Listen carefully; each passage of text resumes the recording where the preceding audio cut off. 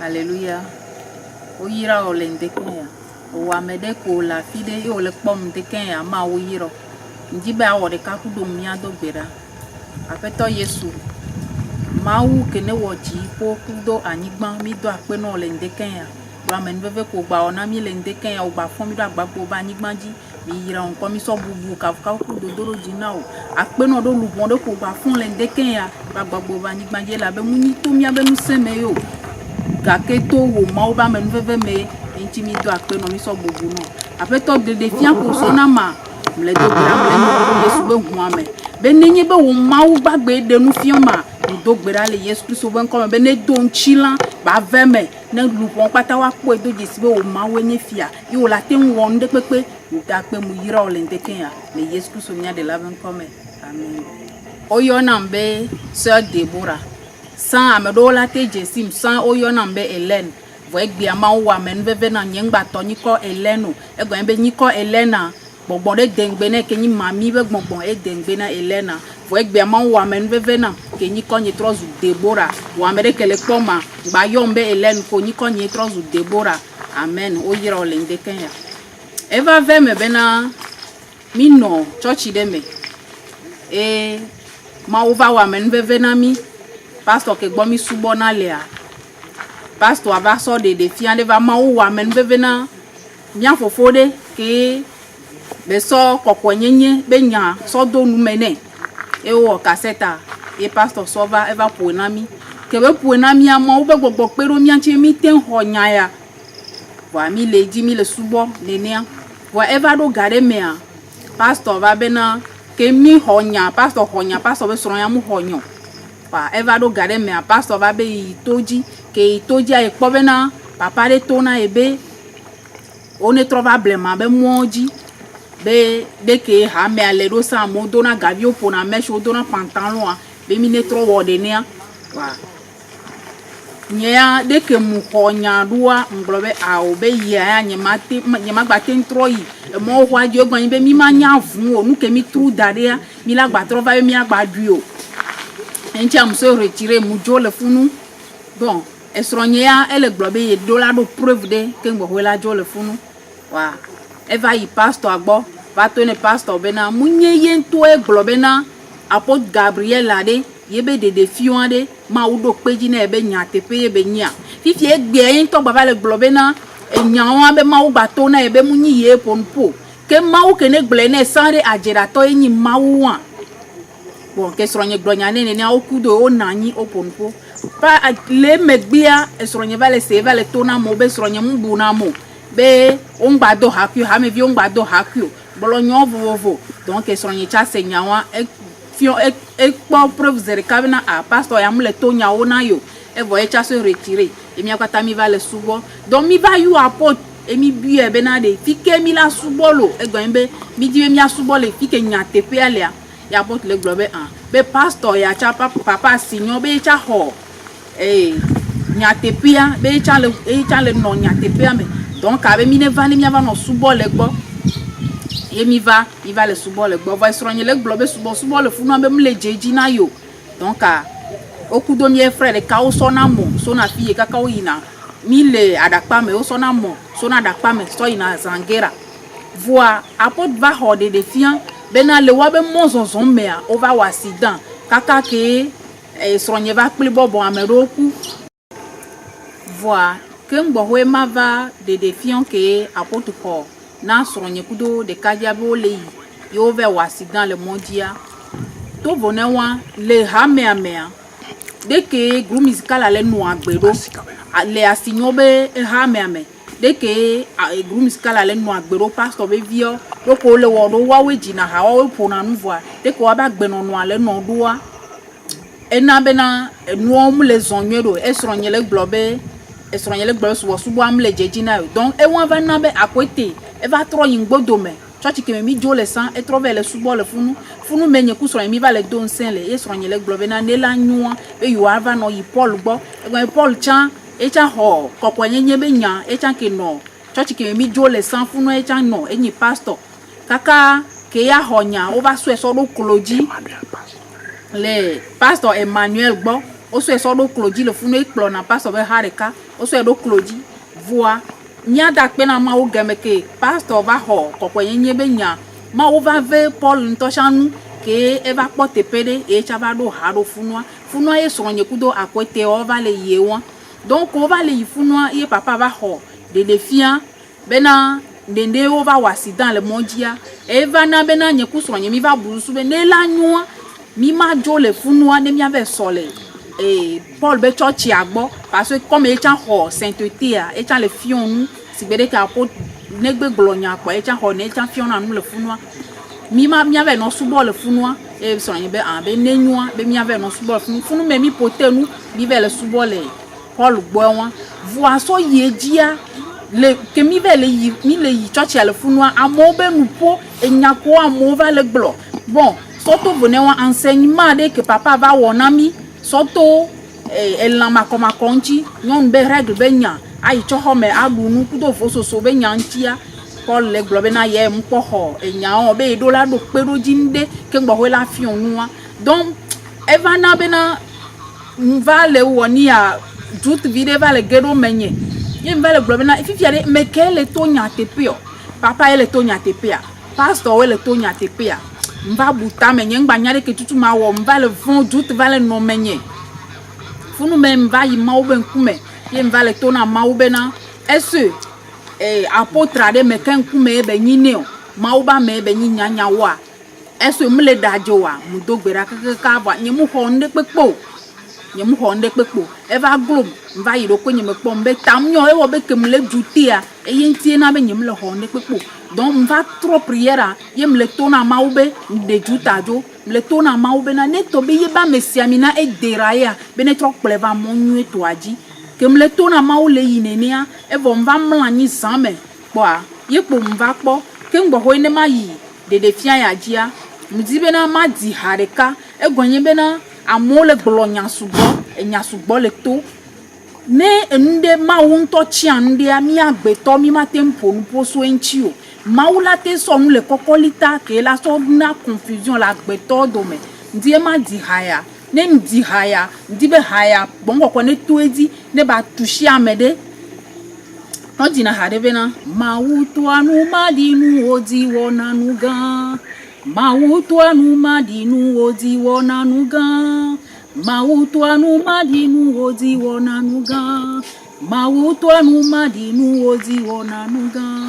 amesi zunelebe mi kpo fiafi tonwada amesi zunelebe mi kpo hasi tonwada amesi zunelebe mi kpo nu ya chanda amewa ye nya me chanchana Yehowa amesi zunelebe mi kpo fiafi tonwada amesi zunelebe mi kpo hasi tonwada amesi zunelebe mi kpo nu ya chanda amewa ye nya me chanchana Yehowa ndibe ma glona mede kene le kpoma be haya kemdia sronde le me egbia amole ponpo sugbo amole glonya kene droa super des nations nti mpo kene dia amere pepe le glo amesi amele glo be enyi fianfito enyi ahasito enyi deke vandibe ma glona mede be nenyi be mauchia mede ewame ewo kenya megbeto o matem ponpo mau ma va biogbe wa megbeto ke ngbo hela wo nu ke be da wo mau ma va biogbo mau ma te va tono be na de evinye ndibe ma chia me ya ma so wo nu ya ke ngbo no le dako aye mau la va wo alo la so jalousie be eye mau do la chanu ke nti be la cha me ya ma a o mi agbeto mi ma te ndo nu na ma wo ego be ma wa ele do kwesi e wona nu ke ne duru ya le be gapopo me intiam die ma gbolo no be na yido ko me tro yi mawo be nkume sigbede ke ncham we a yi mawo be nkume biogbe mawo munyi amerike nemi bi enu ela dokwe soso na mi o ebe mi ne bioye yi la na mi ameke ne pu e la hwine entia de ke ncham we mu yi mawo be nkume ye mu senya ka mo le gbolo pa mpuju do wa mpuju klo wa do egbon be ncham do ju pepepe vo mbe a olu vonye ma tron Yentiam yi mau ben kume envele bio mau benade esu mau ameya de meken kume benyina o kamye membe nyemle honde popo van potole yedi ye kenyemle honde popo amba troe mbena esu maune to bena wa me siamina etra moi tro pleva mon nyu to adi ke ngbo we mva mlanyi ban ke mlanyia mle kpo bena o le de nu so le fiom ke ngbo we mayi de fianya dia o glole 2 Timothée 2 verset 20 bena le ahoedo mea la hoede mea be ekplu hwasi ole vase d'honneur ole kengwe ekplu ko e o chasi ko hom le wanti wa chon le donc le de fianya mea mba mlanyi kwa mle kpo bena mi le pa grande me nye mpo amere pe do jesi o va sonye ka ye pe mpo do jesi pa mpo nyonu de pe mu zonro nyonu aji pa nyonu ale biom se bena de David de Kadje vi que David de Kadje que ne va e gwe fiade eso mu poya ye be mu po de Kadja pe le tona be de Kadje wan be togo be nyon pata la lomene ye be nyao togo be nyon la lomene a be togo be nyon la lomene hare ka pa nko bo le de nu so le fiom le sigbe agban menene boa npo agban tutu gban ko de fioma o nlo du fle ko ku Gabriel do agban me o tro de agban bu fiom ko nlo for nya sigbe do agban me agban tongwa ota Africa be kat do agban me agban ke mo nlo for nya sigbe do nko be lendu da nde da si boa nko be bobo be so nwa so le da si na Africa be kata donc e so nwa so da si na Africa be kata Ntro bena que Africa be kat honwa le sia e trop bobo vale que Africa be kat trop bobo do tagu so de que for so nwa da lo menea e trop bobo do tagu kengbe so nwa so le dasina ni koko nglo du fle koku Gabriela e trop so nwa ken so le do asine pe no no le biom se bena de mu pu a embe npu e pe be gamea le segbe be gamea e ya pe kum le globina di o de kaje de kaje ti wonyam lima be nyawo nyawawlo de ke be nyawo do e voye mjo fon le filles njibe ma glona wo amede ke o le cede de fian ya be ngbasepo munye de fian gbalo epo be yin o mawa de fian be mawu eye nyimia be mawa ne mia po le acte 2 verset 17 o brole fun bena nyame viola glonyadi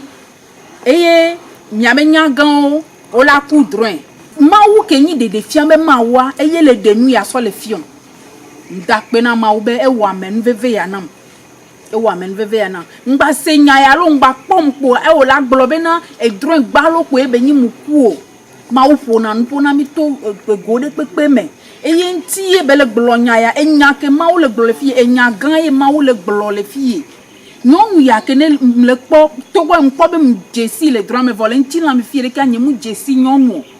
nyonu ya mi la ten glo be enyi mawu be envoyer ange yenyi nyonu ya ke so no ken so le fion nyonu so no wa yo ken so le fion egbia amesa me le po père des nations bena David non ou ale glonambe mpo David ke ne vayima les David be côté amia ko be le Bible amea le Esaïe 9 verset 5 a o le globo o ji David nami bo le David wan be jiji mea nya ko be ke nu nya lo yi o be do taguna David wan e fi Herodes be ye ma poku do nkuvio be e fi okela gba nanyi ke la gba o la gba do taguna so wuye ma le edruame a David ke be nya o le glona ma David a be ni ko yin du fle koku Gabriel ko ngoro agban me selon nya nous comme c'est seigneur peut-être we ama o la gba tende gome no so dogu voilà selon nya nous comme c'est seigneur e gbe amese me le globe David voade de ma o matin to David di la wonu wa miawe la to na ma o be na ame a David be nyi ntia matin wonu ke ma o glo wa nya pour le Bible amea le Genèse 27 verset 28 à 29 obena Isaac a yira via Jacob ni tobe amegbeto yira via ye be ve meade ni tobe mawu ya yira meade de matin ve mo alo matin don tilon wa nya ko be mawu to a ela pa don tilon sa ye la ve me so wude ke agbeto to la no do donc ne tobe gbe anye kudo mila no critiquer mila no glonya be devi wan gbegbe be trojimo alo meke gomo be lo meke ni to agbogbo meto mi ate nglo be na ne ma wu yu amede ame ma gba te so be susu daro amedi be na ame enyi eto agbogbo meto donc elle a globé ye to gbogbo me to ele ni mawu ma de kuku na wo amede wo pastor de wo ha me vide wo mo ba me siamina de mu kan me ko nyo ma de kuku no be ngba critique o yi mawu be nkume na biogbe mawu enyo so be nyekudo mia na nyimia no critique mia ko be Davida mawu siamine ye mawu yue voa amoku ebe devie be nyi amoku oku ebe devie voa ke to be mawu nto ye yue a mawu nto siamine eye mawu so e ken so wo nu gan eye nti amagro na o chambe ngba critique amere pepo yi mawu be nkume biogbe mawu de kuku na mawu kudo bobo enyenye kudo dinwede aso yi mawu be nkume mawu la gbolonya no mawu la pompo tamnyo towa nyea le de défiant mais Africa yo le défiant même Africa elle est bobotana mawu voit toya peut-être elle a tenu hihia pata yo la temba défiant oya entiam le de kuku no mingba na le mi ajagol gbogbo kokko entio egbe ba make jagol gbogbo kokko entio o ma gba tin so ke kaka be la gba te ma po jipo entiam ni ta ti po critique ne mi ayi mawu ben ku me mi abiogbe mawu enyon so wu ne mi akpo bible a me a jeté a mo rejeté parce que o globe e noa gbolo eni noa donc ye tanya enfant bata yo so e ken so dangbe voit enfant bata e die mawu va de Israël vio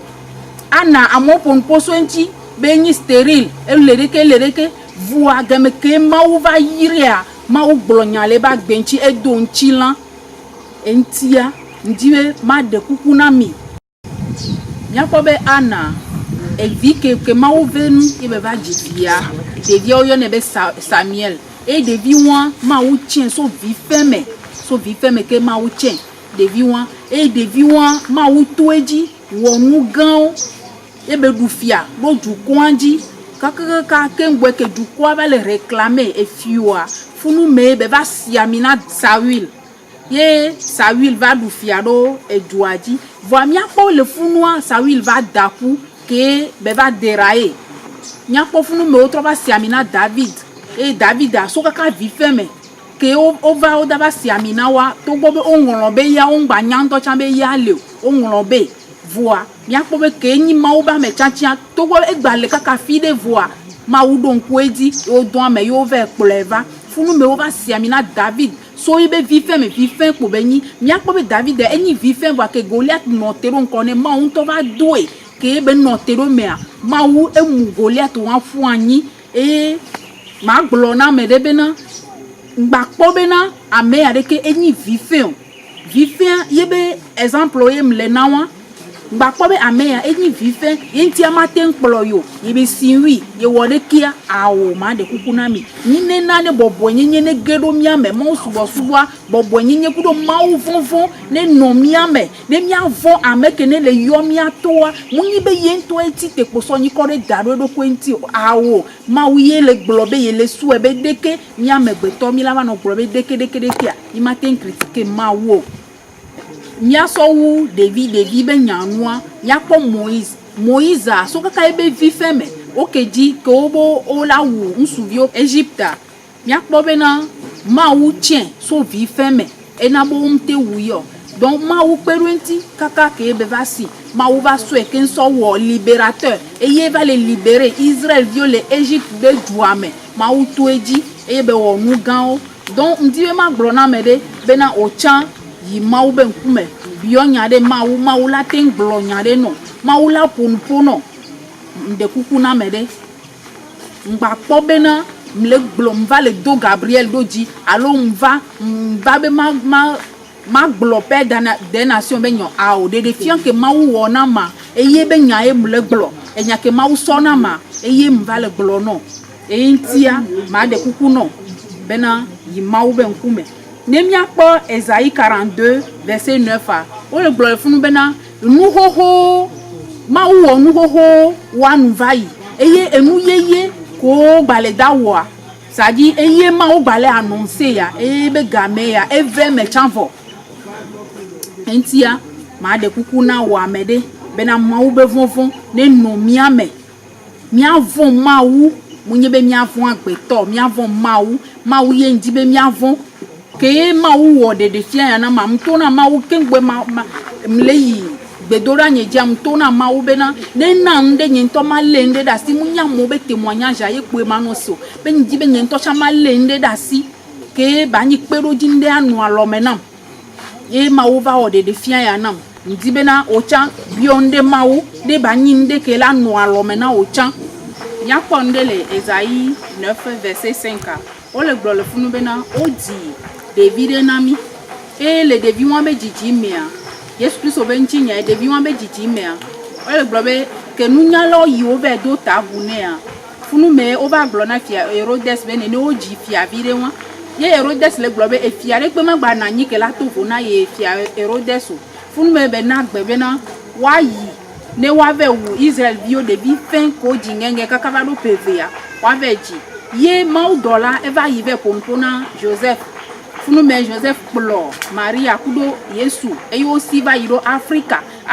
e Yesu va posi topele ke be posi topele Africa o no funu kaka ke e via Herodes kuwa ye be trova yi ke mbe va yi be doji le ye be dobe nu ko va so fia ne be na ela ho ela yiro ati so gantia nya pobe le mozo zwa me ke kwa ati so gale ya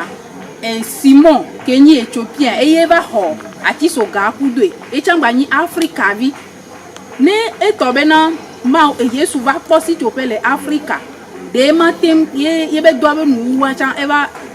Africa vi e va pero nti de matem a récompenser Africa o ma nya pobe le de fia ni me le agban me ota Africa be kat do agban me eye mi pobe for so noa ke nke be lero asia so le do asina Africa funu me Africa cha tro bobo do tagu so noa so le dasina ni koko ngoro agban me du fle koko Gabriela e so noa so le do asine donc mi akpozere kabena maube nu ke ofi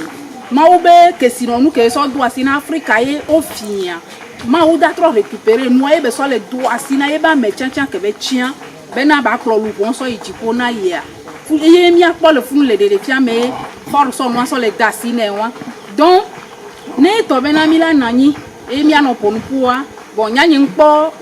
nu de pe vide de pe le funu ne mi ayi no wa ba pa ya Bible le glo be na le Yesu be va va e gba no si be na no wa be ga menene ne mi akpo le no wa be ga me agame ke no wa Yesu to ne be ne ba pada ka ho nya ko be amodu fun le nti sugo amon ponu po sugo va ne to be no wa e ko ngodo me e ko fun ka mo le du le nti e du po ka mo le po ye no wa e ton va ngodo me alo e ke di me ade eso e la ten pada ka ho kaka e be famille o la po de dia e le be famille on to me ko tere mi akpo be na ne to be ke no wa glo be ne e hogbe da se won be ya pada ka ho ne ebe famille ogbe be yom da yo are eso o la po de dia o ma po de do famille apata la tron peut-être no ware kai la po de donc a die ma hon no amede mu mi ngba nani ne mi ano critico bo mu amia bobo mi lo ko ma o be bon ne no mi ame ne mi si ma utu ne mi abi ogbe ma u la mi apo be na ma u la tende nfi ma u to ni de fi ame ma u me de pe ngba gbo be dren kuku to dren kuku me ama u pona mi to dren kuku me egbo na nyasu gbo na mi to dren kuku me entia die ma de kuku na me de be mi abobo mi aloko ne mi ayi ma u be nku me mi abi ogbe ma u nwere ke ngba mi ano wo nu ke mi la no wa shalom shalom shalom.